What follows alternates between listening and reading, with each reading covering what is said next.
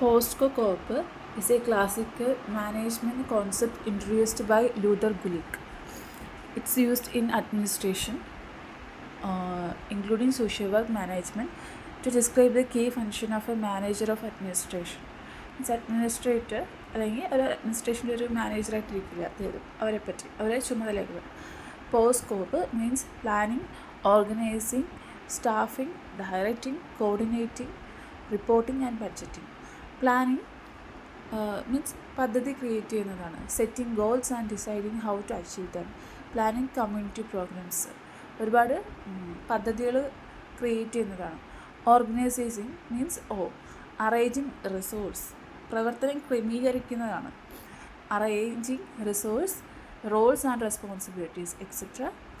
Example, structuring a social service agency.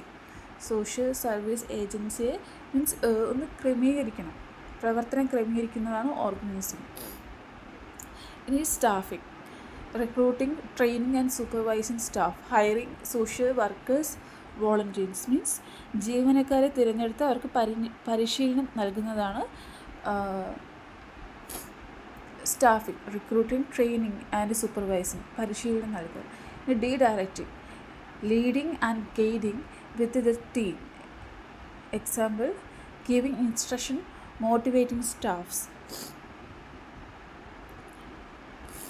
Leading and guiding, അവരെ guide ചെയ്യുക, അവർക്ക് instruction നൽകുക, മോട്ടിവേഷൻ നൽകുക. ഇനി for coordinating.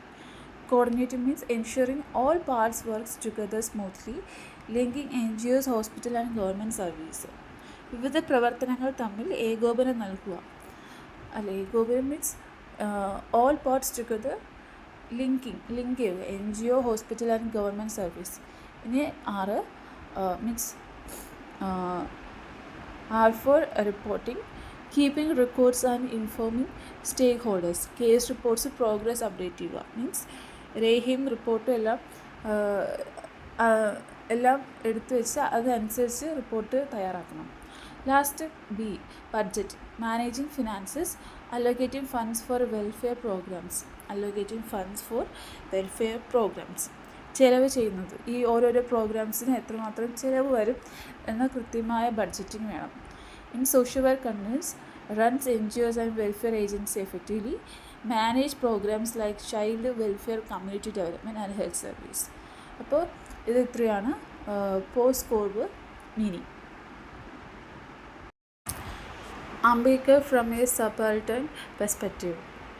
The term subaltern refers to the marginalized and oppressed groups in society. ഈ അടിച്ചമർത്തപ്പെട്ടവരും അങ്ങനെയുള്ള ആൾക്കാർക്ക് വേണ്ടിയുള്ളൊരു ടേമാണ് സബാൾട്ടൺ എന്ന് പറയുന്നത്. Means Dalit, Adivasis and lower caste. Marginalised അല്ലേ, ജാതി വ്യവസ്ഥയ്ക്കുള്ള ഒരു ഡിഫറൻസിയേഷനാണ് Dalit, Adivasis and lower caste. Dr. Ambedkar is a key figure when viewed from subaltern's perspective because voice of the oppressed, അടിച്ചമർത്തപ്പെട്ടവർക്ക് വേണ്ടിയുള്ള voice. Ambedkar representing the struggles of Dalit. Being born into marginalized caste himself, he spoke from lived experience and gave a voice to the voiceless. ഈ അടിച്ചമർത്തപ്പെട്ടവർക്ക് വേണ്ടി കൂടുതൽ പോരാടി അവർക്ക് rights ഒക്കെ മേടിച്ചു കൊടുക്കാൻ നോക്കി ശക്തമായ രീതിയിൽ. അതാണ് voice of oppressed. Critics of the caste system. He strongly criticise the Hindu caste system in his famous work annihilation of the caste. Annihilation of the caste വർക്കിൽ പുള്ളിക്കാരൻ ജാതി വ്യവസ്ഥയ്ക്കെതിരെ വിമർശനം, പിന്നെ ഹിന്ദുവിൽ തന്നെ ഒരുപാട് ജാതി വ്യവസ്ഥയുണ്ട്, അതിനെ ശക്തമായി വിമർശിച്ചു. 3 emphasise on education and rights. വിദ്യാഭ്യാസവും അവകാശവും അതിനെപ്പറ്റി എംബസൈസ് ചെയ്തു. Believe that education is essential for empowerment. വിദ്യാഭ്യാസവും അവകാശവും. Role in the constitution.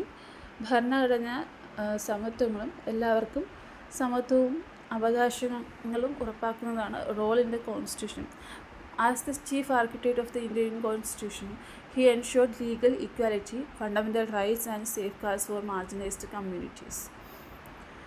Place in subaltern studies means സ്വതന്ത്ര ചിന്തയെ പ്രതിനിധിയാക്കുന്നതാണ് പ്ലേസ് ഇൻ സബൾ സ്റ്റഡീസ്. സ്വതന്ത്രമായി ചിന്തിക്കാനുള്ള ഒരു അധികാരം എവിടെ നിന്ന് വരും? എന്നാണ്.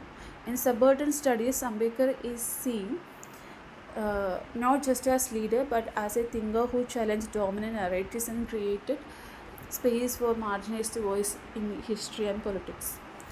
From a subaltern perspective, Ambedkar stands as a symbol of resistance, equality and social justice, who fought against caste oppression and empowered marginalized communities.